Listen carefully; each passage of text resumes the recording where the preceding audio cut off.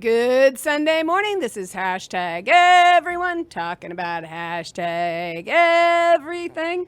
I'm Kate Doherty with the Radical Ryan and the Practically Perfect Penny.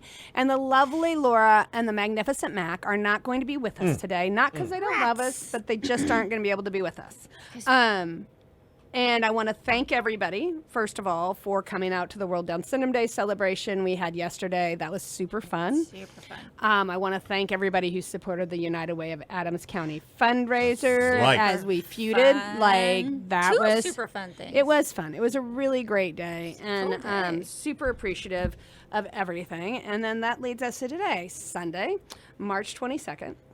And I also, I guess I have some sad news. Yes. Actually, maybe it's to everything there is this season. And so Yes. if you're listening today, this is our next to last show. There is only so much of all of us to go around. And so next Sunday, March 24th, will be our last hashtag everyone talking about hashtag everything show. We've done this for 9 years now. And the very real reality is we've got a new office opening up. We've Yes. got a lot of new things. We got a Gross. concert we're putting on. We're going to be offering a lot of free services out of 100 North Fifth. And so just kind of want to put that out there and let you guys know. So I hope you enjoy the show today. Yes. And I hope- think it's. Oh, sorry.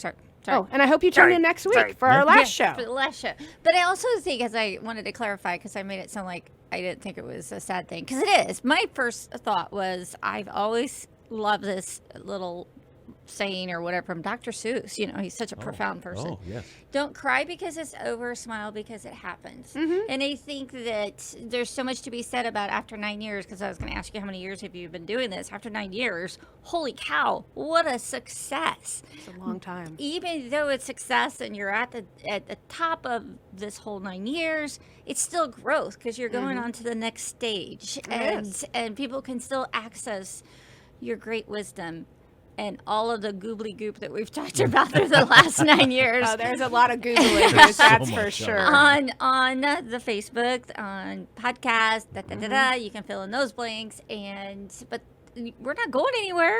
We're still as I here. said 8 months ago, we're just shifting gears. That's Yeah. right. That's right. It is just shifting gears. That's exactly right. And it has to do with finding that balance. I mean, and realistically, you know, we will still be around. We'll still be here. We will still be on social media. You can still find us. And quite frankly, we're really accessible now with the new office at 100 North 5th. But I just, it's kind of time for a shift. So before I forget, and before we go on to the topic for today's show, please don't forget the concert. We've got Carson Bach, we got Alex Miller, we got Parm Lee, and we got Craig Morgan coming to the Tri-States October 10th. You can get your tickets up at downcountry.com. You can also get them from the Rebel Pig, and you can get them from our office here in Quincy at 100 North 5th. So we have lots of different options for you, and we've got lots of different things we're going on. But today, since we have my practically perfect penny, Why don't you, although, yes, I will talk shortly, what is at your office? Can you kind of give us a little bit more? Because I'm not sure if everybody fully understands. What is happening at your office? Okay, so for example, for years, Downcountry has operated out of my home. And quite frankly, it will continue to operate out of my home. However, we have accumulated a lot of stuff. We have tents, we have tables, we have plates, we have forks, knives, spoons, we have brochures, we have help, so on and so forth. Anyway, last year, we had an opportunity, courtesy of Sam and Jenny Dancer, to have a location. And it was the first time we've ever had a location by which we were able to host events, because that's also what happened. We got so big that when we wanted to have events for people, we could not host them without it being cost prohibitive. And all of our dollars, since we have no paid employees, goes directly back out into funding our scholarship programs, it goes back into our community. And so we had that location for a year, and then there are just some different reasons that probably isn't going to be able to come to pass. And so God kind of put another building right in our path that just happens to be right there on 100 North 5th. It's on the first floor, which for those of us who have been hauling stuff up and down 4 flights, we're very grateful to be on the first floor. But the vision behind this is that we will have product in there that will be owned by people with disabilities, i.e. I know Hy-Vee on Broadway and Kirksville and Quincy they're now carrying Jared's Jams, but we'll also have Jared's Jams. It will be some jewelry made by a young lady with autism. There will be downcountry merchandise you can purchase, but we'll also be the Gigi's Playhouse has virtual playgroups for children and adults that they live stream.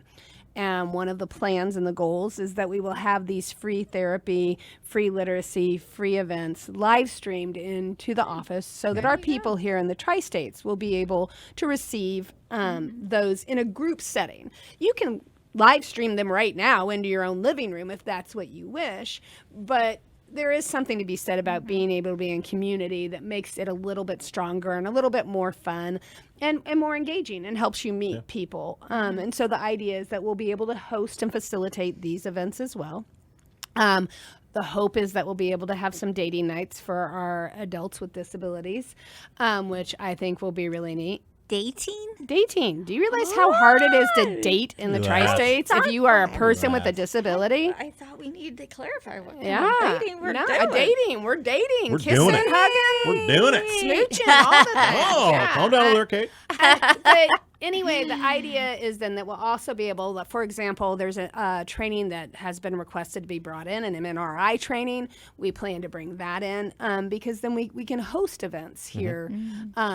We can't host, rhinestones and rodeo or crab boil event style things, but we can easily do about 150 people in the new location and make it a quality event and nice and something that people want to come to. And so we're excited about this. We also hope to be able to supply some opportunities for kids to learn some of those soft job skills that they need to learn in order to be employable in a safe environment. Anyway, it's a lot of excitement that will be coming there. And even, let's say Penny, since she's all, grumsy mumsy and all that, you could host a little play group for all little people. Wouldn't that be a fun thing to do? And Right, you Penny. can, it's There we totally go. up her alley. Easy enough. Did you like, Ryan, though, how I kind of voluntold her? Threw that right in there. That's right. We all know that she would be in her grumsy mumsy element if she was hosting a little Oh play my group gosh. from littles. She and would be getting to color all these different alligators and I everything. We haven't even know. talked about this yet, but I'm just going to throw it out there. That's I right. know. You can do all the things. Yes, Yeah, I okay. started the show talking about that I was going to be on time. And then Your my colored grandson, alligator. who's temporarily living with us with his parents as they are transitioning into their new home, he needed a crocodile or alligator. There's really Yeah. no difference. When I draw them, there's no difference. And he just needed another one and another one and another one. And so I got distracted. It's Get to be called an artist this hashtag morning. priorities. Hashtag priorities. That's right. Anyway, so we have lots of hopes and dreams for this new location for Downcountry, and I think it's a service that we haven't filled. When we come back, actually, however, though, since we kind of segued a little bit into the whole parenting piece, one of the things we're going to talk about is understanding consequences and what those truly mean and how that relates to parenting hashtag 101. Yeah. For now, this is hashtag everyone talking about hashtag everything. We'll be right back.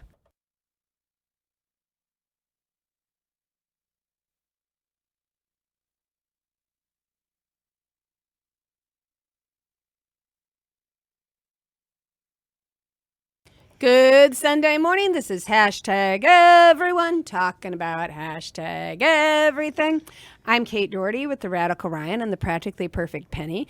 Lovely Laura and Magnificent Mac are not with us today. However, they will be back next week for our last show. This week, however, there's a subject that is pretty near and dear to my heart, honestly. And it's one that I've wanted to address. We've addressed it in the past over times, but I work with a lot of parents, both of little people and of middle people and teenagers and older people. I mean, and one of the subject that I want to talk about today is the subject of consequences. Because one of the things that I run into, and I'm so glad Penny's here today because it will be so nice to get her perspective on this. Right. Is one of the things that I'm finding when I'm working with young families and sometimes older families is a lack of understanding of consequence. And because people very often confuse the words consequence and punishment. Punishment is very different from consequence. A consequence can be positive. Yes. And a consequence can be negative. Yes. But a consequence does have to have meaning for a person.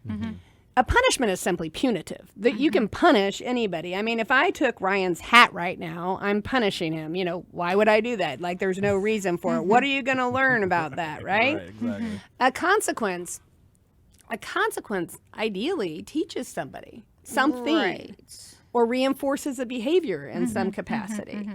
And so it's really interesting. Sometimes when I work with little people, and again, bigger people too, I will have a little person who maybe, I don't know, throws a tantrum. Or a bigger person, maybe they tip over a chair. You know what I mean? They're in a fit, they have a moment.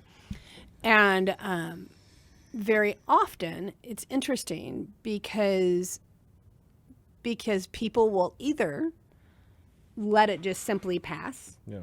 and then do anything to basically bring the moment to an end, which is fine. Like if you're in the middle of a tantrum or a chair throwing moment, it's not the time to say, I think you need to cool down, because nobody, FYI, in my opinion, in the history of mankind has ever calmed down because somebody told them to calm down. Not usually. Yes. It doesn't really seem to work very well. You got to kind of just facilitate the easing of the.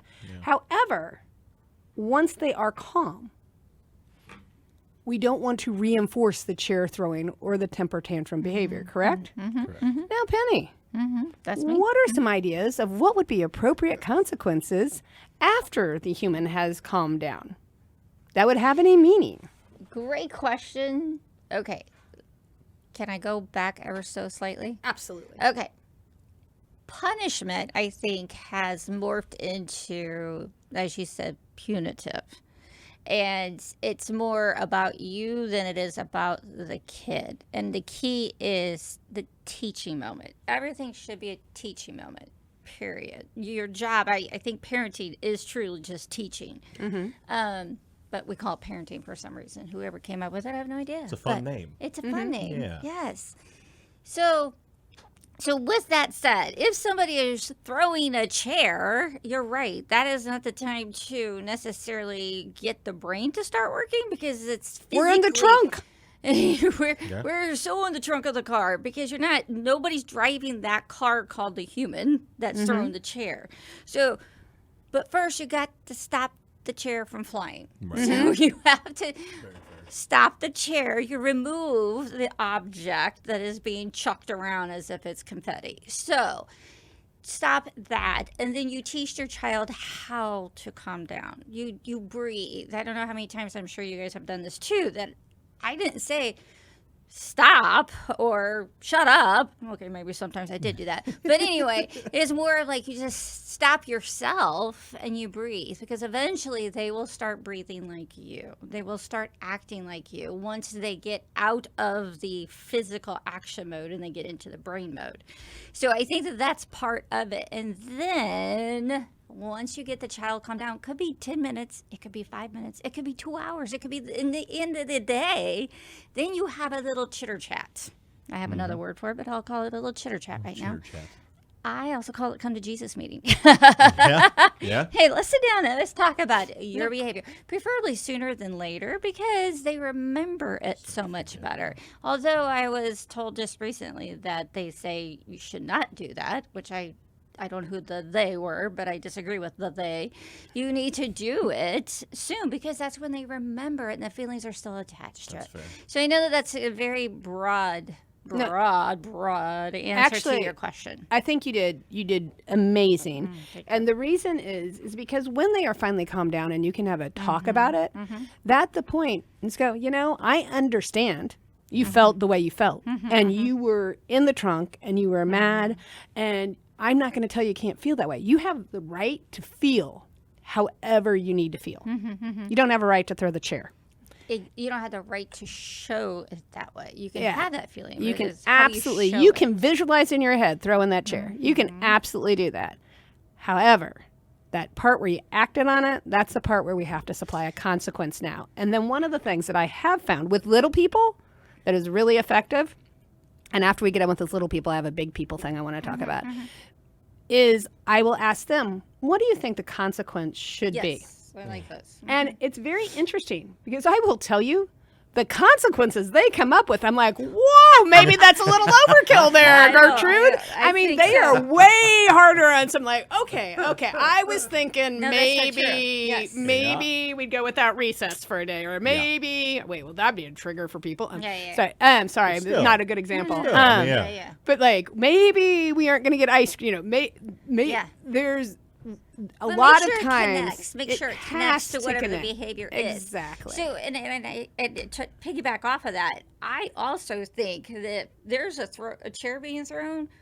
Whoever that child is needs to learn how to put that chair down correctly, because there has to be that association to whatever the object was that was being used as a quote weapon. Even though I don't know if it's a weapon, but you practice putting the chair down, you practice sitting on the chair, you practice using the chair correctly, because a chair is not supposed to be thrown. But yes, you're right. I agree. I think sometimes it's hilarious what those little people come up with as consequences, and you're just like, oh wow, okay, well I think that's a good thing, or am I usually We're harsh going on to them, need to dial that back a little bit. Yeah, but make sure was- it fits. Make sure it fits, because you can't.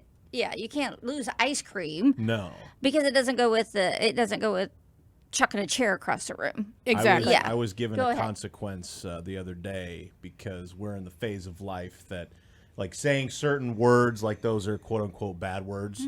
So I'm pretty sure I was talking to the wife about something. I was like, oh, shut up. Like, just joking, And one of the twins goes, Daddy, we don't say shut up. And I said, no, you're right. You're right. And she goes, Daddy, if you say that again, I'm going to put you in the garbage with the dirty diapers. Oh, goodness. And I'm Oh like, gosh, that's hilarious. and I looked at her and I said, what? She goes, yeah, Dad, we don't say shut up. And I'm like, first, I wanted to ask, which I didn't because I figured it was just something off the dome for her. But I was like, who's told you this? Yeah. Who's told you this? This is What is awesome. this? But then the other one was just like laughing. And I'm like, what?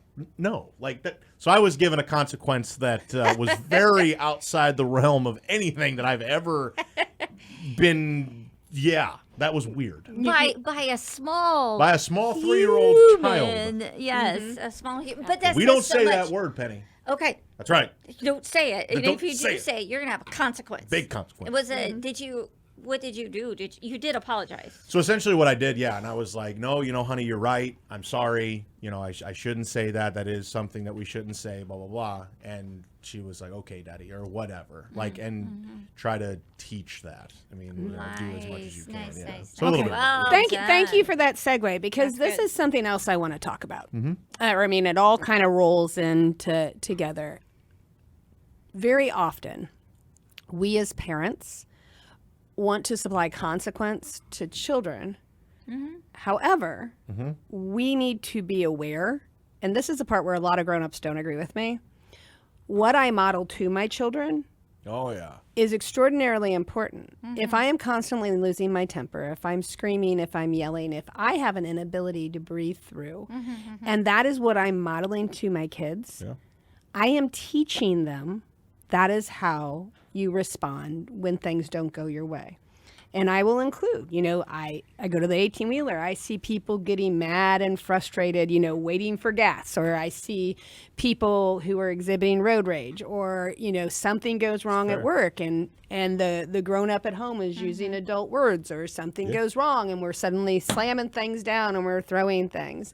And so I do think that when we're dealing with our children, if we, as the grown-up, have issues managing our own behavior at times, and if we as grown-ups have issues making positive behavioral choices, and you, with all due respect, you should be able to do a little bit of self-reflection and go, have I been doing this properly or have I not been doing this properly?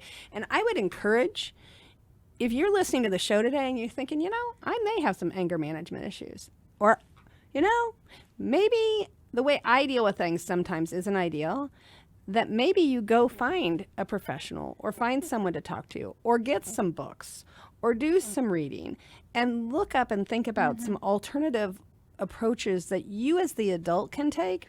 Because I will tell you, a lot of times what I see from little people, they're not doing anything that I don't see mom and dad doing, or grandma and grandpa, or whatever. I think it's interesting because of all the years doing therapy, and I thoroughly enjoyed it, I always felt for the parent who did not realize that that behavior from the child was because they too were doing it. Because sometimes you just don't have that self-reflection. You don't have that awareness that you're doing that, and so I don't know, listening to you say that, I absolutely agree with everything you're saying. It's just sometimes people are not aware of it, the little nuances, the little things that we all do that they pick up on. Well, especially with, a first-time parent too, because you don't realize how much of a sponge kids are. People can tell you, like I can come in here when we got the kids at 11 months, and I could have asked you and be like, hey, they're sponges, be careful. Like, you hear that all the time, but it doesn't click. Yes. Because even hearing you say that, like, by no stretch of the imagination are any of us perfect parents. No, there's no such thing. So for me, even hearing you say that, it's made me kind of self-reflect a little bit and go, maybe there are things that I do. Because I try, me and the wife do, I think, as good a job as we can to keep it as PG as possible at all times. You know what I mean? Like certain words that we say, certain things that we do, but there are times where you pop off or you do whatever, and it's just, you have a moment because we're human. And I think about that, and I'm like, no, it's actually a fair point. You know, because the kids will have a moment, and in my mind, I'm like, dude, what are you doing? Like, what is this? And the self-reflection is, oh, wait a minute, I had that last week or something. I was frustrated with putting the washer downstairs and freaking out or something. Well, and weirdly, and to that point, one of the things, like, this is probably a dumb example, but in my house, sorry, I love Jesus, but I cuss a little, and I work really hard on this. Okay, and so in my house, when the kids were little, we call them grown-up words if they slip out, and you can say, well, why don't you call them bad words? Well, we call them grown-up words because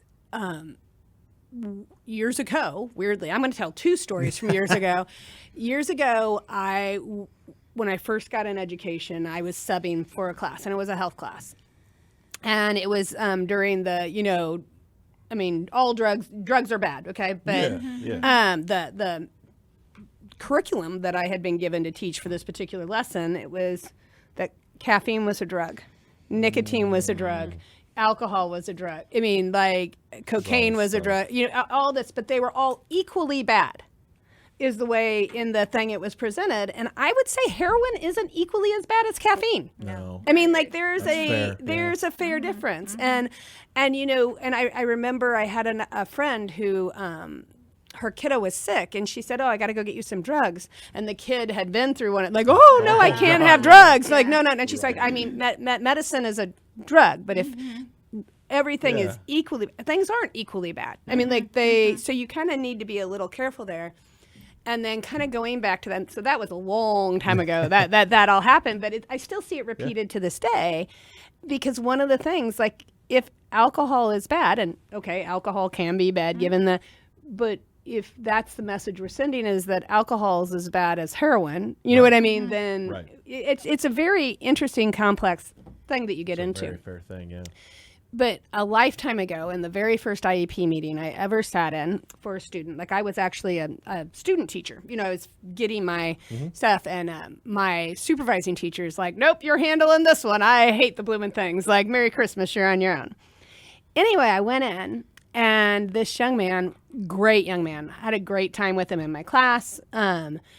He liked my class, and so he did fine in it. He wasn't doing so well in many of his other classes. And as I sat there, it was really interesting because we went around this table, and it was kind of a rough, for my first one, it was a rough one, because they asked, do you have anything good to say? 3 of the teachers in there didn't have anything good to say. And then it was like me and one other teacher. I'm like, what do you mean? How can you not find something good to say about a kid?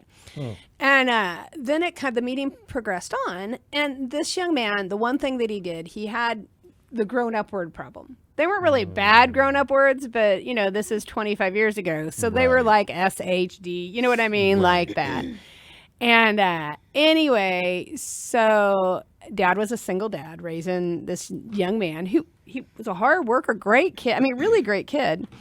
And so as this gets brought up, the problem with kind of, saying a few words here or there, Dad goes, heck, except change that, Yeah. Yeah. S, you know what I mean? Like, I've been blankety blank telling him about blankety blank, that, and how he's got a blankety blank stop that. And I'm rolling at this point. I realized I was only 25 sitting in this meeting, but I am rolling because I'm like, apples and trees. Apples and trees, people. Yep. Yeah. Like, this is a kid who's working his rear off. He's got a dad who loves him. They're doing basically everything right. But the kid just wanted to work with his hands, and he was simply speaking the way Yes, the language. it was that- the Yeah. language of Yeah. his environment. And so I've always thought about that sometimes Yeah, that's a good when we one. look at the way we supply things to kiddos, like you do need to take some things into consideration. But for now, this is hashtag everyone talking about hashtag everything. We'll be right back.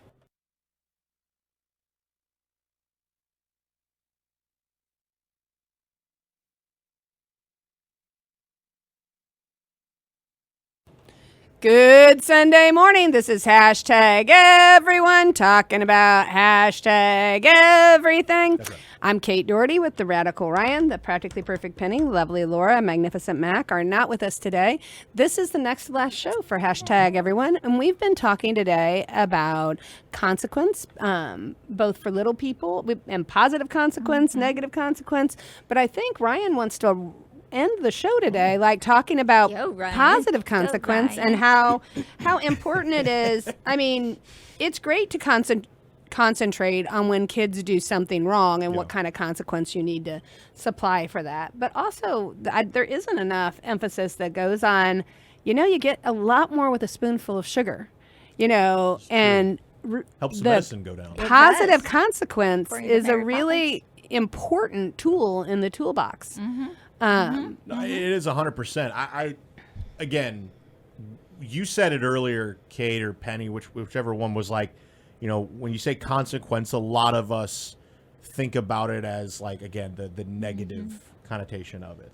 Whereas there can be positive consequences to what you do.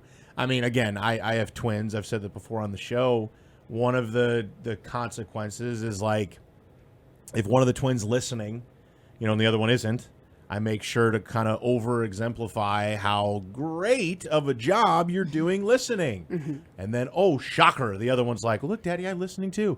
And so, and again, it doesn't happen every time, but for the most part, that happens. But, like, making sure that, especially, like, when they do something, I also think, like, at a young age, and again, my twins are 3, like, I am over the top when one of them colors something, when one of them picks up a toy, when one of them wants to play doctor and make sure I'm not sick anymore, or whatever, right? And going over the top and saying, great job. That kind of reassurance, or not even reassurance, but like that feeling of, look what I did, Because I think a lot of us will tend to, and I'll be the first to admit it, like they're 3, and there is a lot of, it's a roller coaster of emotion and everything. And I know this is an exaggeration, but I sometimes feel like I'm not disciplining, but like the negative consequences coming out more. So like having to remind myself that, like, look, they're 3, they're learning, they're doing this. They're not going to do everything right away, but when they do that sliver of good, or whatever the case may be, to overdo it. I need to overdo it. And I'm even saying that now to even remind myself to do that. But I do think there's a big plus in positive consequences. Well, and if you're very well listening, said. if you're listening to the show today, there's a book that I very much like. I don't know. I'm sure. I feel pretty confident Penny's going to like it too, or has probably already read it 500 times. you hear me on the show, we've talked a lot about the love languages for adults, Yeah. but the love languages for kids is extraordinarily important because my 3 children Yeah. have extraordinarily different love languages in ways that and so when you are doing positive consequences and or negative consequences, understanding the way they feel and receive love is very different. Elliot is extraordinary easy because he is a physical touch guy. He's a hugger. You know what I mean? Like and quite frankly, that's one of the ways I feel it too. So it's very easy to feed that. I have one daughter, and I'm not going to tell you which is which. I have one daughter who the way she shows love is she's a gift giver. Like, not big gift givers, but like she'll do little notes, little things. She's a gift giver. However, the way she feels love is quality time. Like so you need quality time with her. Yeah. I have another one who the way they feel love is like gift giving, that kind of thing. The way they show love is acts of service.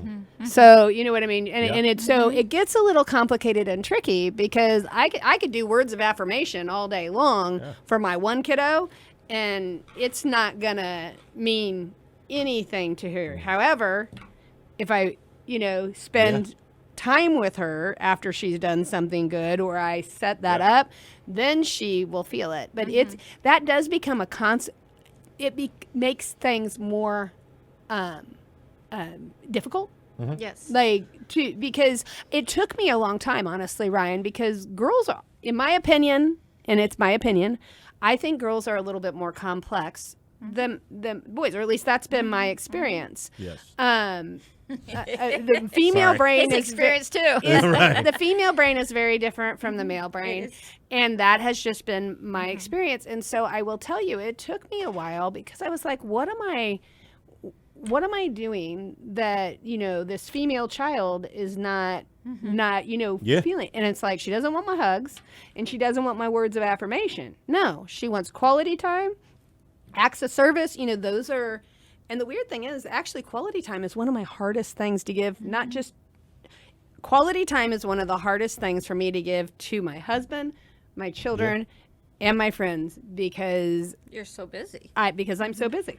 I think if I could throw this in here, I think to kind of talk about everything that we've talked about is, I think it's very beneficial for a parent to get on the internet and just find out developmentally what is expected or that's a good common one. in this age group, because I think it's so easy for people because we're kind of in a society where there's always a problem, and it's good to see that that's not a problem, that's just part of being Or people poo, compare, or sick, or people they compare. Yes. A child. I have one friend. They're very tall people, and when they made big little people. Yeah. Like big little people. Like when this kiddo was 4, everybody thought the kid was 8. Oh, I see what you're saying. And they were holding this little bitty person Yes. who granted, I mean, he was a way little bitty person, but he looked like he was His mind 4 or was- 5 years yes. older than what he was. And it was so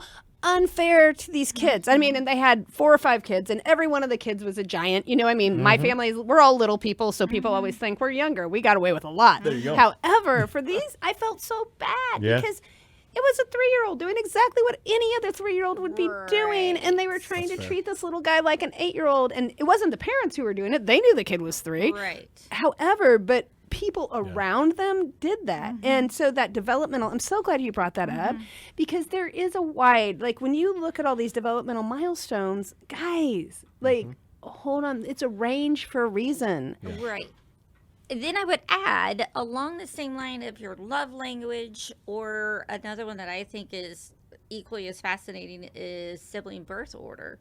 I think both of those make a ton of sense. I really, really, really do. However, when you have a small child at home and as you're raising children, expose them to all different types of love languages. Expose them. If you have a middle child who typically is the one that acts out, blah, blah, blah, encourage them to be responsible for something and to be a leader in something, because that tends to be the characteristic of the older child.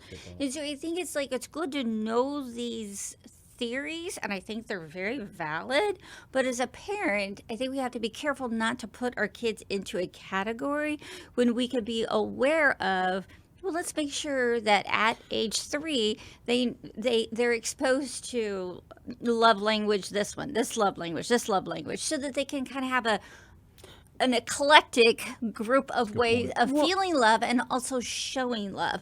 Because I think we get so linear in our thinking. We don't have to be linear. When hey, guess what? I'm happy to receive any kind of love somebody wants to give me. You know what I mean? Well, and I think we're all like that. And if you're sitting there complaining that somebody is giving you a love that, well, that's not my first choice. Get over yourself. It's still love. And I think that that's where the linear thinking gets a little off. Love the thinking of both of that. Sibling birth order, totally think there's a lot to that in as well. Well, and I think one of the things that's harder for like single moms and dads too to do is when you have multiple children and there's one of you. It is something that requires some intentionality, and that's really hard, is to schedule that one-on-one time with the children. I mean, Ryan, you have twins, so you know it's hard. I mean, to a certain extent, at least right now, like the wife can take one, you can take one, and you can kind of create that. Yeah. But if you want that one-on-one time, then you kind of have to, it becomes that. And if you're outnumbered, like Penny and Brian were, like with their girls, you have 3. So then it requires, but I do believe trying to find that one-on-one time is really important. I actually think it's really important the older they get. Absolutely. Probably more so than when they were younger. I would say 7th, 8th, 9th, 10th. The grades that everybody thinks, oh, they're fine now, to me are the ages that you need to probably work on being intentional with making sure. And I'll use an example. Last night I stayed up when Ella got home from work. You know, why was I staying up for Ella got home from work? She was fine, but because she'd been busy. She'd been at school. She'd been at work. I needed to find that time to just be near her for a few minutes. And that's hard. It would be really hard to be a single parent and come up with that. Absolutely. And I also know we need to wrap up because Ryan's waving at us because he likes to say hi Frantically. to us. That's right. But I also think that to piggyback off what you said, the preteen teenager years, if you feel as if your kid does not want to have anything to do with you, I would argue that. Absolutely. Because I think that that's when they really do need they you. Need you which more. I'm glad to hear that yes, if she's arriving at 11 o'clock after having a full 12-hour day, you're right. She really wants to go to sleep. But at least she has that visual. She has that moment of contact with you.